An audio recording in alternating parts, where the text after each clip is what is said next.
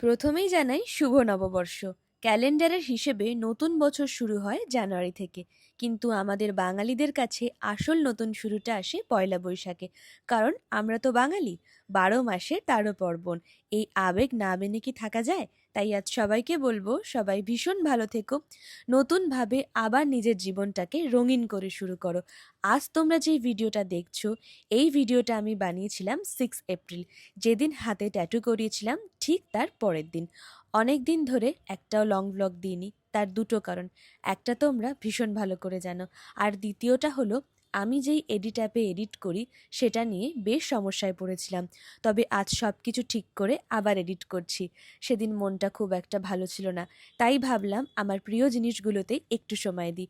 বইগুলো পরিষ্কার করতে বসে পড়লাম। তোমরা তো জানো বইয়ের প্রতি আমার ভালোবাসা কতটা গভীর, হয়তো আমার থেকে একটু বেশি তোমরা বোঝো।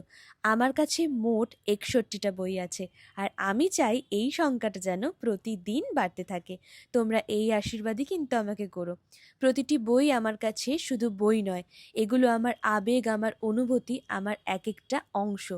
আমার কাছে প্রায় সব ধরনের বই আছে, তবে বাংলাদেশের বইয়ের সংখ্যা একটু বেশি, কারণ আমার এক খুব কাছের দিদি ওখানে থাকে। সে আমাকে প্রায় প্রতি মাসেই আমার পছন্দ মতন বই পাঠায়। আমি যেখানে বইগুলো রাখি সেই জায়গাটার একটা আলাদা অনুভূতি আছে। আমার অনার্সের বইগুলো আমি এখানে যত্ন করে রেখে দিয়েছি।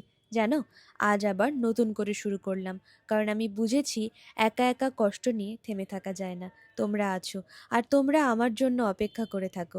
এই কয়েকদিনে আমি সত্যি বুঝেছি তোমাদের ভালোবাসা কতটা গভীর, তাই তোমাদের জড়ি আবারও ফিরছে।